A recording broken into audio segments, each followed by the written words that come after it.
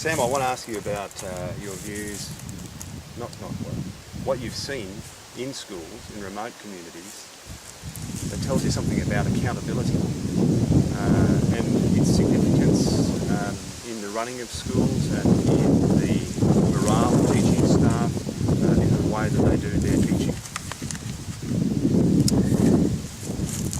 I think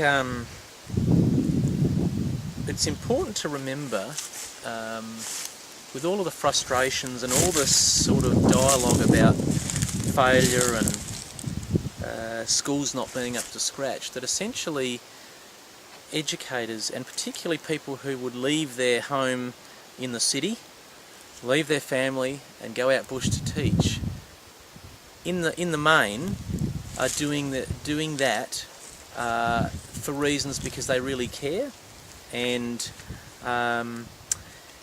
they want to do a good job. They want to do a good job by the community, and that's often a decision point that brings them to the remote community.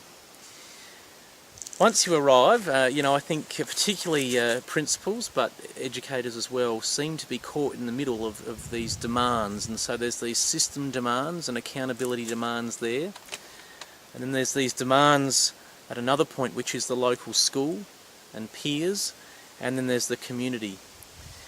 I think particularly for remote principals who have impossibly busy lives, they inevitably end up needing to triage the demands and the level of need in order to survive.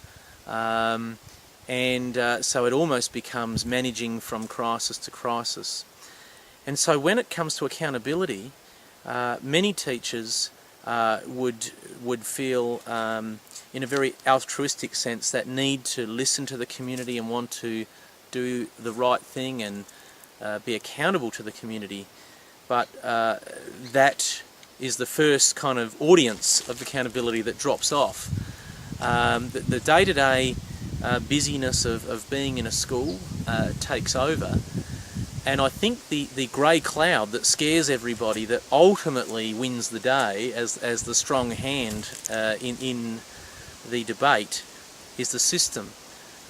Whether that's because of the threat of or the risk of publicity or bad press about failure or something that's gone wrong, or occasionally, the words external review come up and bring tremors of fear through middle management and local school principals and the teachers, and there's this kind of worry about what that might bring out. And so a lot of your task as a remote educator is ticking boxes to make sure that you're minimising risk, so that in terms of that accountability, that actually has a very, very large voice. So documenting the things that you do, almost in a case management sense, to minimise risk around student well-being.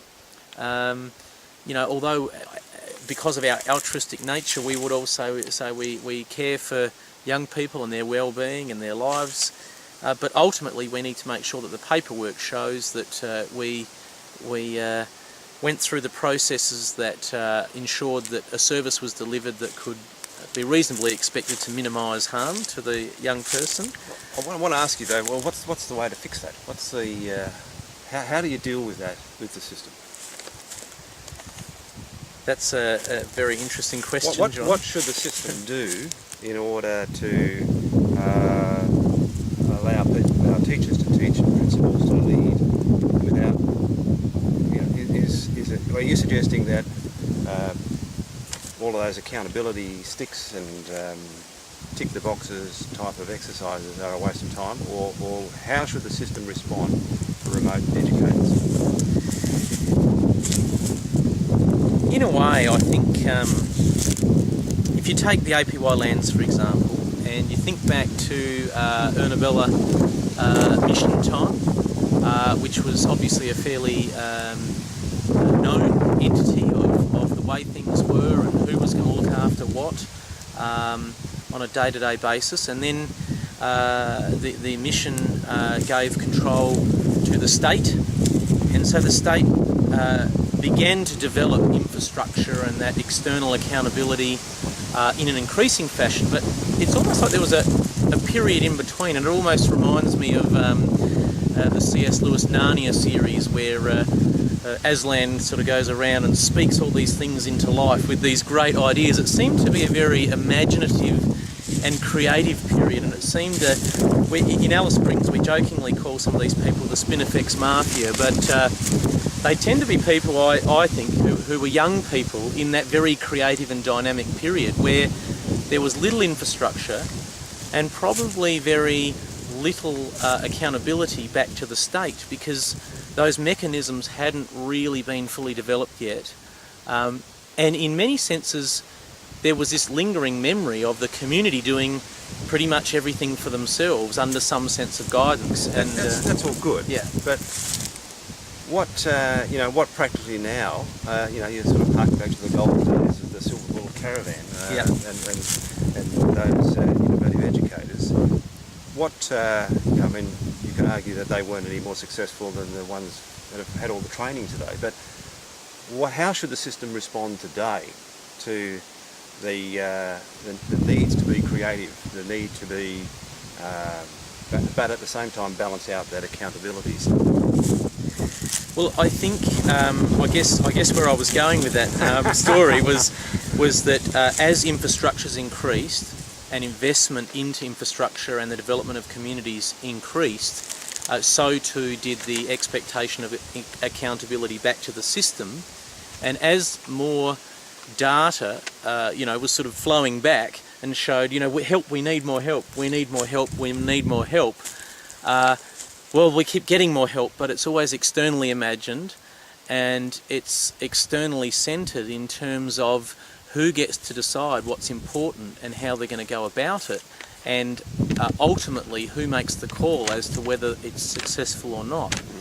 And so I guess I would be arguing that we've actually gone too far along the continuum to accountability and imagining about what needs to happen. So I would be arguing that we need to focus more on the local context about developing accountability back to the community, and the community needs to be more involved.